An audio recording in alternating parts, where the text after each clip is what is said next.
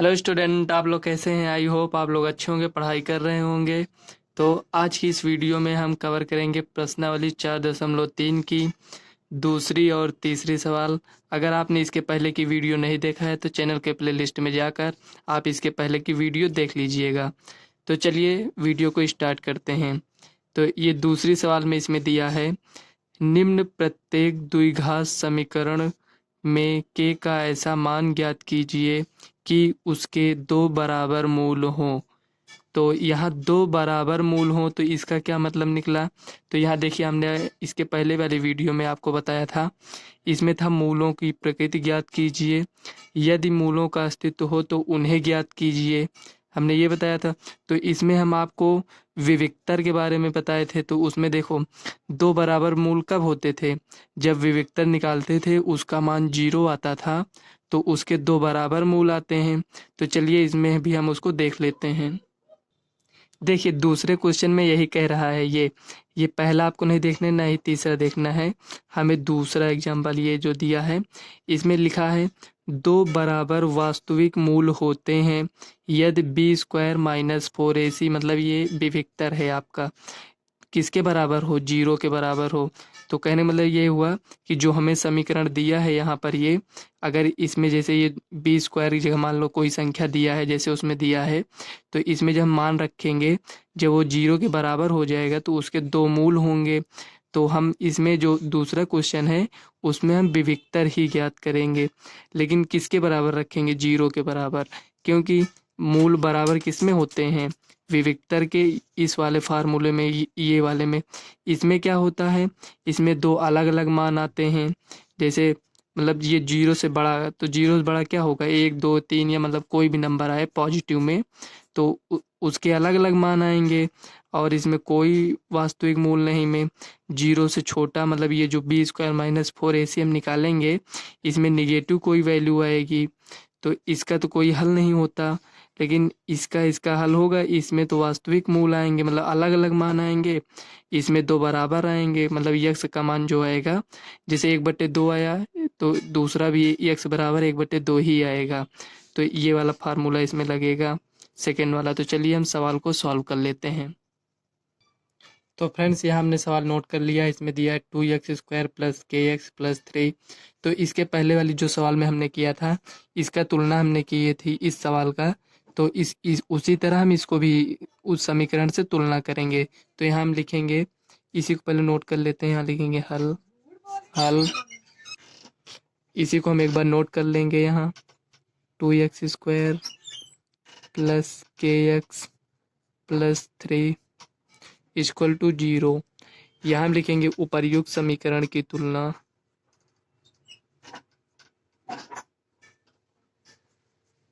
उपर्युक्त की तुलना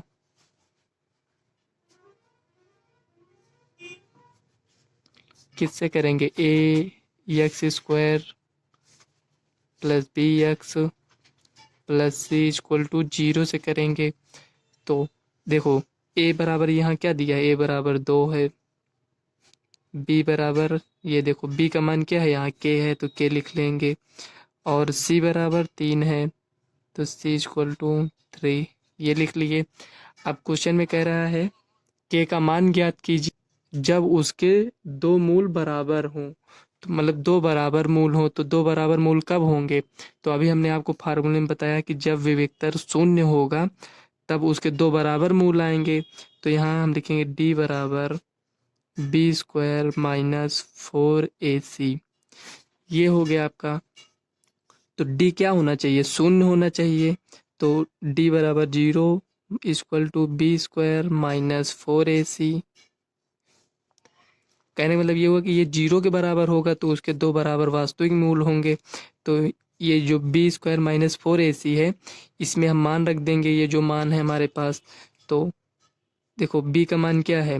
k है, तो k² माइनस, आप 0 इधर लिखें, इधर भी आप लिख सकते हैं, तो उसी को हम यहाँ लिख देंगे -4। a का मान 2 है और c का मान कितना है? 3 है। ये जो 0 था इधर हम लिख दे रहे हैं, इसको सीधा यहाँ लगेगा देखने में। देखो k² के स्क्वायर लिख लीजिए। अब इसको गुणा कर लेंगे, देखो 3 दूना 6 चौको 24 माइनस 24 इक्वल टू 0। अब देखिए के स्क्वायर, ये माइनस में इधर जाएगा प्लस में हो जाएगा, के का मान निकालेंगे, ये 24 ये हो गया, ये प्लस माइनस होगा यहाँ। अब देखिए के इक्वल टू, इसको हम किस तरह लिख सकते हैं, 6 गुणे 4 लिख सकते हैं। अब देखिए 6 गुणे 4 लिखेंगे तो ये जो 4 है इसका रूट निकल आएगा, मतलब वर्गमूल निकल आएगा। तो यहाँ हम लिखेंगे के इक्वल टू 2√6। ये जो हमारे पास 2√6 आया है, ये प्लस माइनस यहाँ लिखे थे तो यहाँ पर भी रहेगा, यहाँ पर भी रहेगा। कहने मतलब ये हुआ कि ये जो के का मान आएगा, एक बार प्लस में आएगा 2√6 और एक बार माइनस में आएगा। अगर आप ऐसे नहीं लिखना चाहते हैं तो एक बार इसको प्लस करके लिख दीजिए, एक बार माइनस। कहने का मतलब ये हुआ, ऐसे आप लिख दीजिए इसको, के इक्वल टू 2√6 ये माइनस 2√6, उसी को इस रूप में ऐसे लिख देते हैं।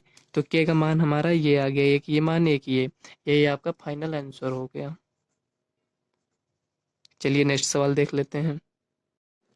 अब देखिए यहाँ पर हमने सवाल नोट कर लिया है, ये दूसरी की दूसरी सवाल है। के एक्स ब्रैकेट में x minus 2 plus 6 equal to 0। देखो जो अभी इसके पहले हमने सवाल देखा उसमें ये के मतलब 2x² प्लस के एक्स प्लस 3 इस रूप में था, ये इस रूप में है। तो ये जो सवाल दिया है हमें ये इसे हमें x² के रूप में बनाना पड़ेगा। तो इसको हम थोड़ा और सॉल्व कर लेंगे। तो यहाँ लिखेंगे हल।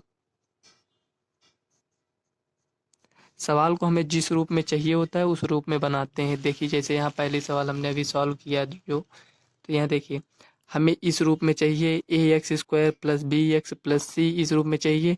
तो देखो इसमें ये दिया है इसी रूप में, लेकिन यहाँ जो दूसरी सवाल है यहाँ नहीं दिया है, तो इसे हम उस रूप में बनाएंगे। तो चलिए इसको हम सॉल्व करते हैं। देखिए kx है, इसको एक बार नोट कर लेते हैं, इस प्लस 6 इक्वल टू 0 ये हो गया। अब देखिए इसको इससे गुणा करेंगे तो के एक्स से एक्स में करेंगे तो x²। अब के एक्स है, इसमें गुणा करेंगे तो -2kx ये हो गया, और प्लस इसमें नहीं करेंगे क्योंकि ये जो ब्रैकेट लगा है इसमें इसके लिए है और ये इसके लिए है, मतलब ये जितना गुणा करना है ब्रैकेट बंद है। उसके बाद प्लस साइन है, प्लस लिख देंगे यहाँ 6 से 6 इक्वल टू 0 ये हो गया। अब इसको थोड़ा और देखो, kx² -2kx प्लस 6 हो गया। तो ये उस रूप में हो गया, मतलब ये जो k है एक कांस्टेंट वैल्यू होगी, जैसे k का मान 1 2 3 कुछ भी हो सकता है, यहाँ पर भी कुछ हो सकता है। तो इसको इतना लिखेंगे। अब इसी को हम तुलना कर देंगे, तो यहाँ लिखेंगे उपर्युक्त समीकरण, उपर्युक्त की तुलना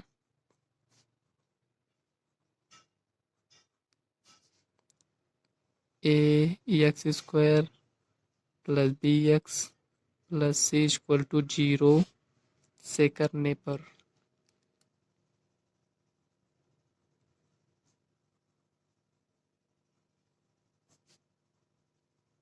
ये हो गया। अब देखिए यहाँ ये जो लिखा है a बराबर क्या दिया है, k दिया है, तो a बराबर k लिख लेंगे।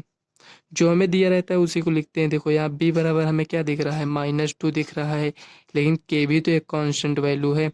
जैसे k का मान 1 या मतलब कुछ भी हो सकता है, 1 2 3 4 5 हमें नहीं पता है। तो ये x को छोड़कर हम क्या लिए, b लिए हैं। तो यहाँ पर भी हम देखेंगे x को छोड़कर जितना संख्या होगा हम पूरा लेंगे। तो ये b बराबर -2k है, इसको लिख देंगे। और c बराबर 6 दिया है, इसको लिख देंगे। अब यहाँ देखिए ये जो d बराबर क्या होना चाहिए, 0 होना चाहिए। तो यहाँ हम लिखेंगे b² -4ac इक्वल टू 0। ये d बराबर क्या है, विविक्तर है, विविक्तर 0 होना चाहिए। तो देखिए इसी में हम मान रख देंगे।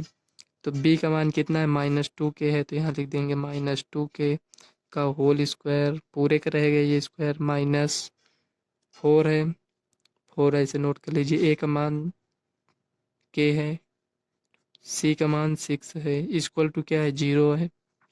ये हो गया। अब इसी को सॉल्व कर लीजिए। देखिए एक एक को सॉल्व करिए। माइनस के स्क्वायर करेंगे तो प्लस हो जाएगा, 2 का स्क्वायर करेंगे तो 4, के का स्क्वायर करेंगे तो के स्क्वायर, माइनस इस सब को गुणा कर लेंगे। देखो 6 चौको 24 के, 24 के इक्वल टू 0। अब यहाँ थोड़ा आप समझ लीजिए। देखिए यहाँ हमें कॉमन लेना है, तो यहाँ देखो 4 है, ये 2 है, तो इसमें भी 2 होगा, मतलब इसे हम 2 गुणे 2 के रूप में लिख सकते हैं। जैसे यहाँ देखिए जैसे 4 है तो इसे हम 2 गुणे 2 के रूप में लिख सकते हैं। तो 1 2 को अगर हम कॉमन ले लेंगे तो 1 2 तो बचेगा, तो वही हम यहाँ कॉमन लेंगे। 2 1 के देखो के इसमें भी है, जो दोनों में रहता है उसी को हम कॉमन लेते हैं, मतलब उभयनिष्ठ। तो के भी है तो के कॉमन ले लिए। अब देखो 1 2 को कॉमन लिए तो 1 2 यहाँ पर है, इसमें से एक के को कॉमन लिए, एक के इसमें भी बचा है माइनस। देखो इसमें से 2 के तो पूरा ये बाहर आ गया है, तो यहाँ 1 लिख देंगे इक्वल टू 0। ये हो गया। अब यहाँ समझ लीजिए, देखिए ये हो गया। तो जो अभी तक हम गुणनखंड कर रहे थे तो ये उसी प्रकार का है। देखिए ये अगर देखें तो ये एक ब्रैकेट में है इस तरह, और ये दूसरे ब्रैकेट में है, तो दोनों ब्रैकेट को हम 0 से तुलना करेंगे। तो 2k बराबर 0, तो k बराबर हमारे पास क्या आएगा 0, मतलब ये जो 2 है इसको बटे में ले जाएंगे तो 0/2 लिखेंगे तो 0 हो जाएगा। एक मान तो हमें ये मिल गया।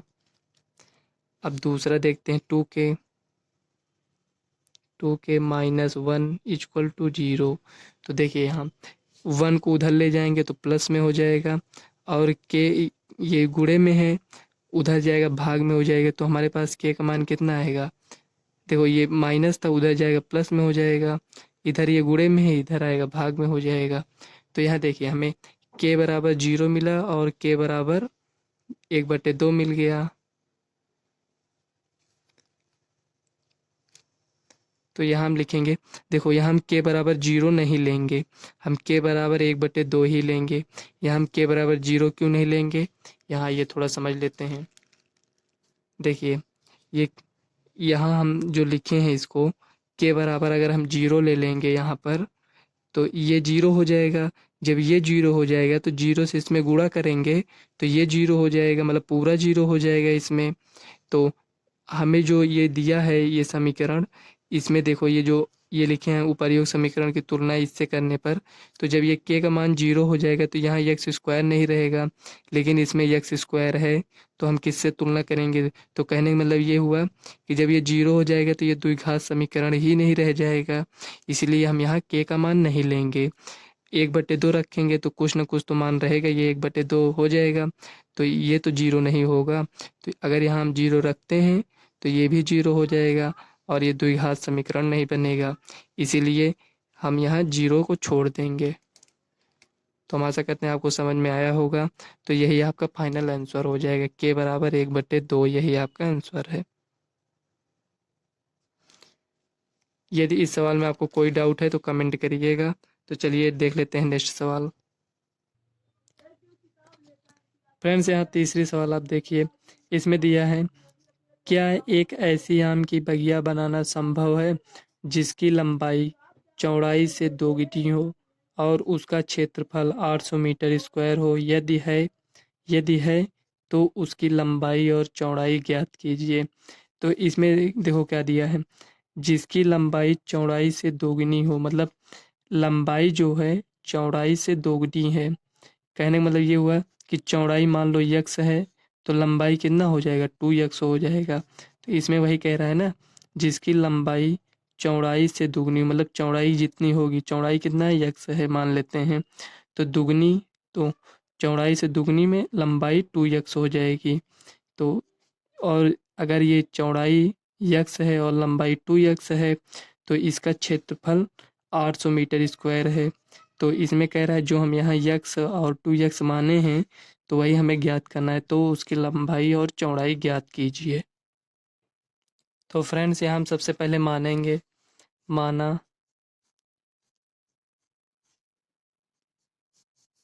क्योंकि बिना माने हमें ये नहीं पता चलेगा कि ये जो इसकी लंबाई और चौड़ाई है और जो इसका क्षेत्रफल दिया है वो मतलब यदि अगर हम उसका विविक्तर ज्ञात करें तो निगेटिव तो नहीं आएगा। तो इसी तरह हमको इसको चेक कर लेना है। तो चलिए इसमें हम मान लेंगे माना माना आम के बगिया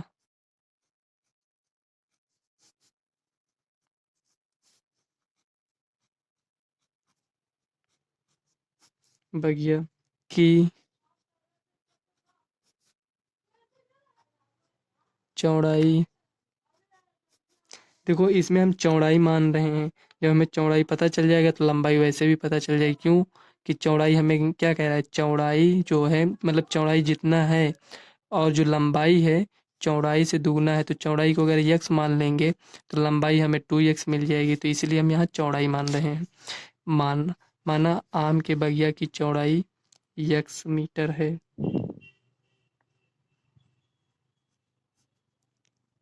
यह हमें मीटर कहाँ से मिला, उसमें दिया है क्षेत्रफल 800 मीटर स्क्वायर है। तो ये हुआ।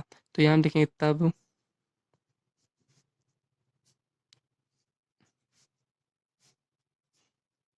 लंबाई,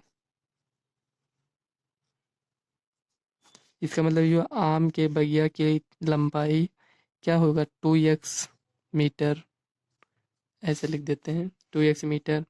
तो इसका क्षेत्रफल क्या होगा, तो देखो ये लंबाई है ये चौड़ाई है।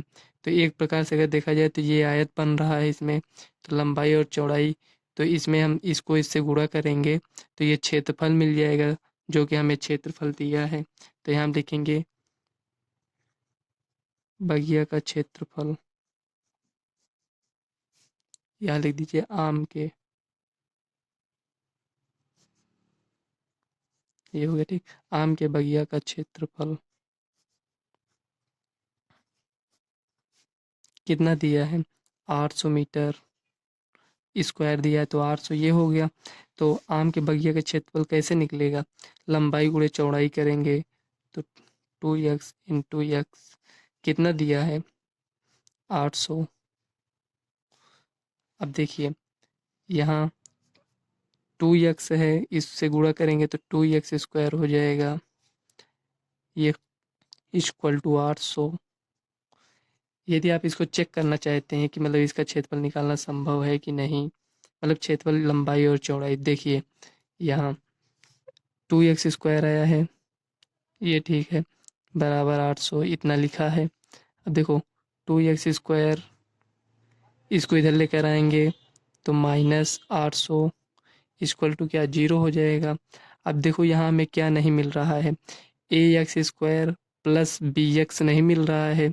तो यहाँ लिखेंगे प्लस बी का मान क्या है 0x, कुछ नहीं है तो 0 से इसमें हम गुणा करेंगे तो वैसे भी ये पूरा 0 हो जाएगा। तो देखो ए बराबर हमें क्या मिला 2 मिला, बी बराबर 0 और सी बराबर -800 मिल गया। तो इसका अगर हम विविक्तर ज्ञात करेंगे तो बी स्क्वायर -4ac, ये निगेटिव नहीं आना चाहिए। देखो बी का स्क्वायर करेंगे तो कितना आएगा 0, 0 है तो 0 का स्क्वायर करें तो वैसे भी 0 आएगा। और -4 इंटू ए कितना है 2 है, सी कितना है -800, देखो इसका पक्षांतर किए ना तो -800 है, -800। अब देखो कुल मिलाकर हमें कुछ नहीं चेक करना था, यही चेक करना था कि ये प्लस में आना चाहिए। देखो ये भी माइनस है ये भी माइनस है तो ये प्लस में आ गया। तो इसको गुणा करेंगे तो गुणे से तो हमको मतलब है नहीं, सिर्फ हमको ये चेक करना था प्लस आएगा कि माइनस। देखो ये इससे गुणा करेंगे तो प्लस हो जाएगा। इसका मतलब ये जो लंबाई और चौड़ाई दिया है और ये जो क्षेत्रफल दिया है ये सही दिया है। इसका क्षेत्रफल भी इतना होगा और लंबाई और चौड़ाई ज्ञात करना संभव है। तो इसी को देखो हम सॉल्व कर लेंगे, 2 को इधर ले जाएंगे, ये 2 को इधर ले जाएंगे। देखिए सॉरी इसको हम 2 बार लिख दिए हैं, चलिए 2 से इसको भाग दे देते हैं, ऐसे 2 से भाग देने पर ये हो गया 400। चाहे आप 2 को इधर लेते जाइए या 2 से दोनों में भाग दे दीजिए, बात वही है ठीक। एक्स स्क्वायर बराबर कितना है 400, एक्स का मान निकालेंगे 400 किस में होगा, प्लस माइनस। आप लोग ये डाउट मत रखिएगा कि यहाँ प्लस माइनस लिखते हैं, ये जो रूट लगाते हैं ना यहाँ प्लस माइनस ये दोनों में होता है। तो हमें आगे यहाँ जो स्टेप सॉल्व करेंगे उससे हमें खुद ही पता चल जाएगा कि इसको प्लस में लेना है या माइनस में लेना है। तो देखिए x बराबर प्लस माइनस 400 का वर्गमूल कितना होगा, 20 होगा। तो देखिए इसको प्लस में लें या माइनस में लें या दोनों में लें, तो इसको प्लस में लेंगे। क्यों लेंगे, क्योंकि इसमें दिया है हमें लंबाई ज्ञात करना है, लंबाई तो निगेटिव होगी नहीं, तो इसीलिए इसको प्लस में लेंगे। x बराबर 20 मीटर, ये x बराबर 20 मीटर क्या आया है, ये चौड़ाई आया है। अतः अतः लंबाई बराबर 2x। देखो 2 इंटू एक्स कितना है, 20 है। तो देखो 20 दूना 40, यहाँ लिखेंगे 40 मीटर। हमारे पास ये लंबाई ये यहाँ लिख लीजिए ऐसे, लंबाई इक्वल टू 20 मीटर, चौड़ाई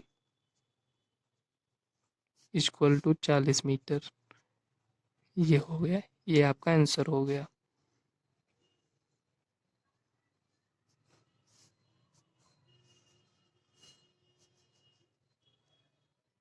फ्रेंड्स इस वीडियो को हम यहीं तक रखते हैं। अगर आपको इस सवाल से रिलेटेड कोई डाउट है तो आप कमेंट करिएगा, हम उसकी रिप्लाई आपको अगले वीडियो में ज़रूर करेंगे। अगर वीडियो आपको अच्छी लगी तो वीडियो को लाइक व चैनल को सब्सक्राइब कर लेना, ताकि आने वाले वीडियो का नोटिफिकेशन आप तक सबसे पहले पहुंचे। तो चलिए मिलते हैं नेक्स्ट वीडियो में, तब तक के लिए बाय।